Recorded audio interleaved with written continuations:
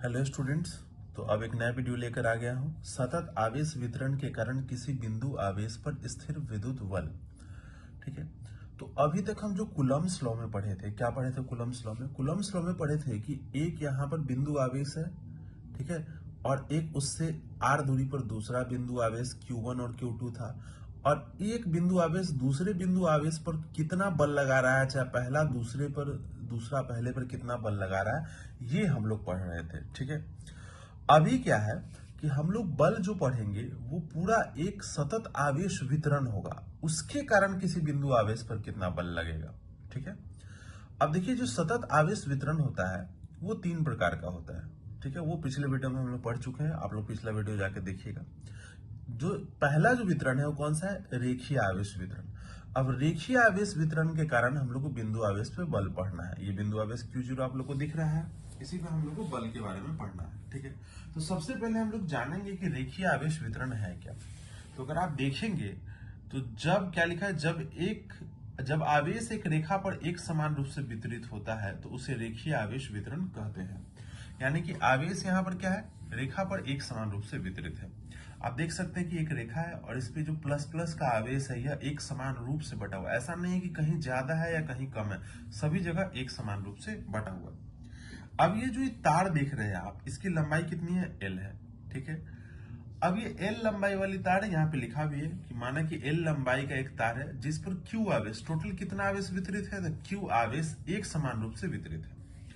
अब देखिए क्या है कि एक समान रूप से वितरित है, तो इस जो आवेश वितरित होता है तो उसका आवेश का घनत्व भी होता है। तो यहाँ रेखा पर है तो रेखीय आवेश घनत्व, और रेखीय आवेश घनत्व क्या होता है? लेमडा होता है। ये भी हम लोग पीछे पढ़ चुके हैं। ठीक है। अब देखिए क्या है यहाँ पर कि इस पूरे तार में से एक छोटा सा लंबाई dl काटे। क्यों छोटा सा लंबाई dl काटे हैं? क्योंकि इतना दूर का आवेश जो होगा इतना ना छोटा है कि ये आवेश, पूरा आवेश तो बहुत ज्यादा होगा, लेकिन ये छोटा आवेश क्या होगा? बिंदु आवेश के बराबर ही होगा। एकदम जैसे यहाँ बिंदु आवेश है ना, यहाँ पे Q0, वैसा ही उतना ही छोटा सा आवेश यहाँ पे इतना दूर में होगा। बहुत कम आवेश होगा, बिंदु आवेश के ही बराबर होगा। समझ रहे? इसलिए छोटा सा dl लंबाई काटे हैं। अब क्यों बिंदु आवेश के बराबर ही काटे हैं? क्योंकि हम लोग कूलम का नियम में पढ़े हैं, आपको अभी जस्ट बताए हैं कि दो आवेश, बिंदु आवेश Q1 Q2 के बीच का बल हम लोग पढ़े हैं।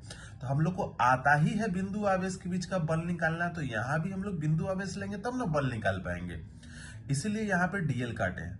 अब ये dl का जो dl है बहुत छोटा लंबाई है, और पूरे पे आवेश कितना है? तो पूरे पे आवेश Q है, तो इस dl पे आवेश कितना होगा? तो इस dl पे आवेश dq, देखिए यहाँ पे dq लिखा हुआ है, dl पे आवेश कितना है? dq। तो माना कि तार dl लंबाई पर आवेश क्या है? dq है। अब ये dq बराबर क्या होगा? Lambda dl। अब ये कहां से आया? तो ये भी पिछले वीडियो में आप लोग देख लीजिएगा, है ना। कूलम के नियम से, अब कूलम का नियम अब हम आपको बता चुके हैं कि यहाँ पे जो हम लोग काटे हैं छोटा सा लंबाई, यहाँ का जो आवेश है इसको भी हम लोग कौन सा आवेश मानेंगे? बिंदु आवेश। तो ये भी बिंदु आवेश है और यहाँ भी बिंदु आवेश है, और दोनों के बीच का बल तो कौन से नियम से निकलेगा? कूलम के नियम से। तो कूलम के नियम से dl से r दूरी पर, देख रहे हैं, dl से r दूरी पर बिंदु P पर, यहाँ पर देखिए एक चीज यहाँ पे छोटा हुआ है, बिंदु P पर, क्या चीज? P पर आवेश स्थित Q0 आवेश पर dq के कारण स्थिर वैद्युत बल, इस dq के कारण, यहाँ dq एक बिंदु आवेश है और यहाँ एक बिंदु आवेश है। तो कूलम का नियम क्या कहता है?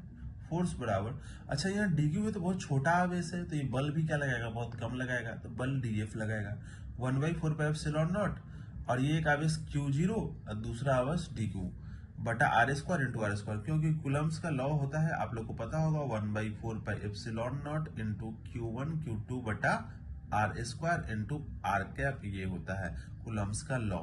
ठीक है, ये आप जानते हैं, ये कूलम्स का लॉ होता है। अब ये कूलम्स का लॉ यहाँ पर हम लोग जान रहे हैं, तो एक Q1 है इसमें और एक क्या है? Q2 है। तो Q1 की जगह पे हम लोग Q0 ले लिए और Q2 की जगह पे किसको ले लिए? हम लोग dq को ले लिए।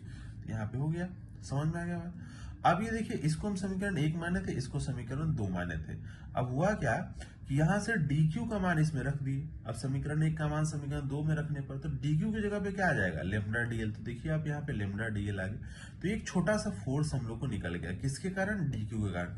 अब लेकिन हमको बल जो निकालना था, फोर्स निकालना था, पूरे तार के कारण निकालना था, तो पूरा लंबाई कितना है? तो पूरा लंबाई इसका L है। तो शुरू में हम लोग जीरो से शुरू करके कहां तक लंबाई लेकर जाएंगे, एल तक। जीरो से शुरू करके कहां तक, एल तक। अब जब कभी भी ऐसा हो कि छोटा सा कुछ फोर्स निकल जाए और पूरे का फोर्स निकालना हो तो इंटीग्रेशन करेंगे। क्यों इंटीग्रेशन करेंगे, क्योंकि ऐसा जो डीएल है इसमें तो बहुत सारा हम लोग कट कर सकते हैं ना, तो छोटा सा हम लोग इसमें निकाल लिए और इसके कारण अब इंटीग्रेशन करके पूरे का हम लोग निकाल लेंगे। तो जब अतः संपूर्ण रैखिक आवेश के कारण Q0 Q0 आवेश पर बल, अब देखिए पूरे के कारण इस Q0 पे कितना बल होगा, तो ये F बल होगा। और F कैसे आएगा, तो इस DF का इंटीग्रेशन करके आएगा। तो DF का इंटीग्रेशन कहां से कहां तक, जीरो से L लंबाई तक, जीरो से L लंबाई तक। ठीक है, अब ये बात आपको समझ में आ गया। अब आप देखिए यहाँ पे DF का जो वैल्यू है, ये पूरा का पूरा वैल्यू ये देख रहे हैं, ये वाला वैल्यू यहाँ पुट कर दिए DF की जगह पे। अब देखिए जो कांस्टेंट हम जिसको मान के चलेंगे, क्योंकि जीरो से L है तो बाकी कांस्टेंट सबको बाहर लेंगे। तो देखिए Q0 बटा 4πε0 बाहर हो गया, 1/r² भी बाहर है और r कैप जो दिशा देने के लिए था वो भी बाहर है। तो अंदर बचा कौन, सिर्फ लेमडा डीएल। तो लेमडा डीएल और इसका इंटीग्रेशन कहां से कहां तक हो रहा है, जीरो से L तक। यही बल का फॉर्मूला हुआ जो हम लोग को निकालने के लिए कह रहा था। तो आपने देखा कि रेखीय आवेश वितरण के कारण कितना होता है। सिमिलर भी एकदम सिमिलर इसका भी चलेगा पृष्ठीय आवेश वितरण के कारण। ये दूसरा देखिए पृष्ठीय आवेश वितरण के कारण। तो पृष्ठीय आवेश वितरण क्या है, जैसे रेखीय आवेश वितरण क्या था, आवेश एक रेखा पर वितरित हो रहा था, वैसे ही है कि जब आवेश किसी पृष्ठ पर एक समान रूप से सतत वितरित हो तो उसे पृष्ठीय आवेश वितरण कहते हैं। ठीक है, अब देखिए यहाँ एक पृष्ठ लिए आवेश सतत रूप से वितरित है। ठीक है, माना कि ए क्षेत्र, अब देखो अब क्या है कि जो तार है उसका तो लंबाई होता है, लेकिन पृष्ठ का क्या होता है, क्षेत्रफल होता है। तो माना ए क्षेत्रफल वाले एक पृष्ठ पर कितना आवेश, यहाँ भी क्यू आवेश वितरित था और यहाँ भी कितना आवेश वितरित है, क्यू आवेश एक समान रूप से सतत वितरित है। ठीक है, माना आवेश का पृष्ठीय घनत्व सिग्मा है, इसको क्या पढ़ेंगे हम लोग, सिग्मा। क्या पढ़ेंगे, सिग्मा। तो ये क्या है, सिग्मा है, और यहाँ क्या था, लैम्डा। ठीक है, तो ये सिग्मा है। अब आप देखिए कि इसका भी अल्पांश कौन सा काटे हम लोग, डीए। इसका पूरे का क्षेत्रफल ए है तो ये छोटा सा एरिया का क्षेत्रफल क्या होगा, डीए होगा। पूरे पे चार्ज कितना है, क्यू है, तो इस छोटे से पे कितना होगा, डी क्यू होगा। अब इस छोटे अल्पांश से आर दूरी पर फिर Q0, जैसे इसमें भी आर दूरी पर Q0 था, Q0 लिया गया है। ठीक है, तो माना पृष्ठ के अल्पांश क्षेत्रफल पर आवेश dq है, अल्पांश क्षेत्रफल पर आवेश क्या है, dq है। अल्पांश क्षेत्रफल dA पर आवेश कितना है, dq है। ठीक है, अब इसमें देखिए, इसमें dA छोटा हुआ है, अल्पांश क्षेत्रफल एक चीज इसमें लिख देंगे, dA पर आवेश कितना है, dq है। ठीक है, तो dq हो गया। अब देखिए dq बराबर सिग्मा डी, ये भी हम लोग पीछे पढ़ चुके हैं, आप जाके पिछला वीडियो देखिएगा कि dq का वैल्यू सिग्मा डी कहां से आया। इसको समीकरण 1 मान लिए। अब है कि कूलम्ब के नियम से अल्पांश क्षेत्रफल dA से r दूरी पर बिंदु P पर स्थित आवेश Q0 पर dq के कारण स्थिर वैद्युत बल, जो यहाँ सेम लिखा था वही सेम चीज यहाँ है।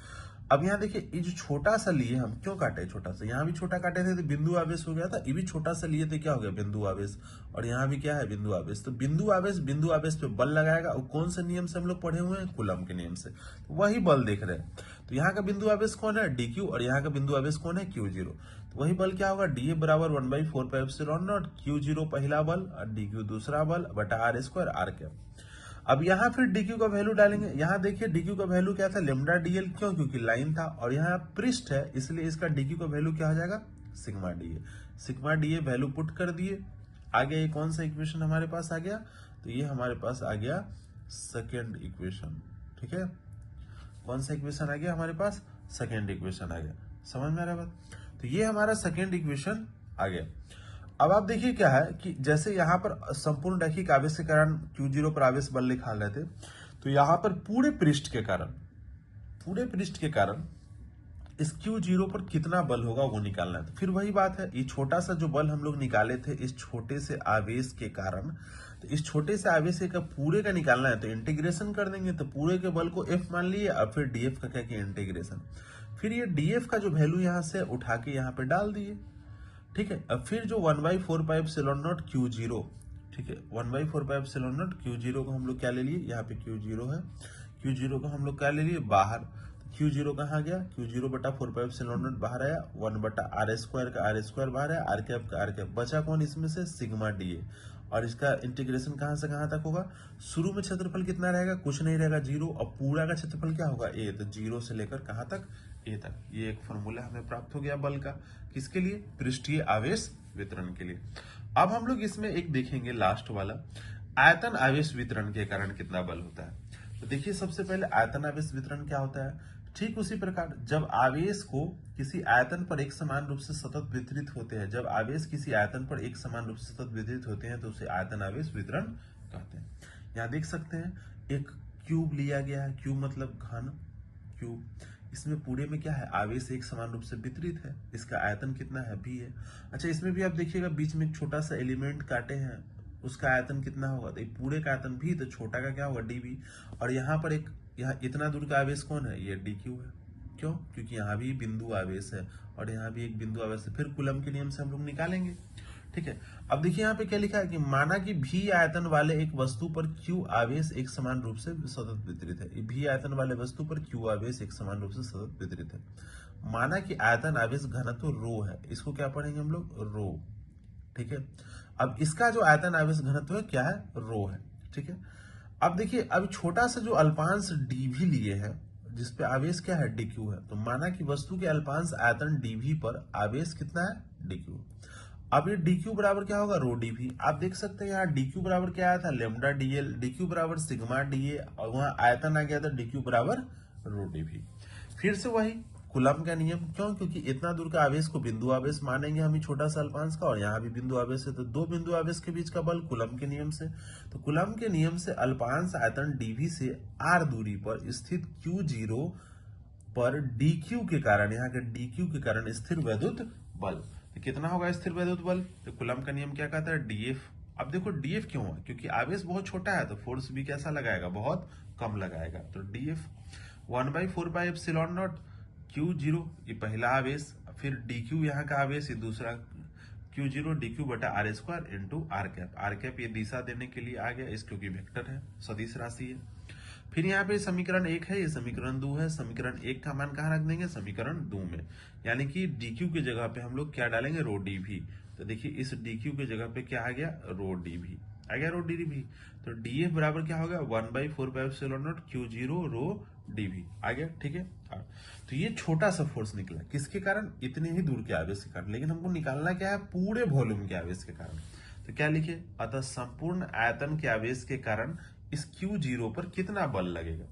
अब संपूर्ण आयतन का हमको निकालना है, तो छोटा से आयतन वाले के में से हम इंटीग्रेशन कर देंगे, तो संपूर्ण आयतन का F ले लिए, तो ये छोटा वाले का इंटीग्रेशन। अच्छा शुरू में वॉल्यूम जब एकदम जीरो रहता है, अब पूरा का वॉल्यूम क्या हो जाता है, V। तो कहाँ से, जीरो से लेकर V तक, फिर जीरो से V तक, इस dF का मान यहाँ से उठा के यहाँ डाल दिए, तो dF का मान यहाँ डाला गया 1/4πε0 Q0 रो dV बटा R square into R cap. फिर वही बात है, Q0 बटा 4πε0 को बाहर लेंगे, 1/r square into R cap को भी बाहर लेंगे, अंदर कौन बचेगा, सिर्फ रो dV। कहां से कहां तक इंटीग्रेशन, जीरो से V तक, यही एक फॉर्मूला हमारे पास आ गया। तो आपने देखा बहुत ही आसान है, इसको आप लोग क्या करिएगा, एक वीडियो को 2 से 3 बार देखिएगा, बहुत अच्छे से आपको समझ में आ जाएगा, इसको फेयर कर लीजिएगा। तो मिलते हैं अगले वीडियो में, तब तक के लिए थैंक यू।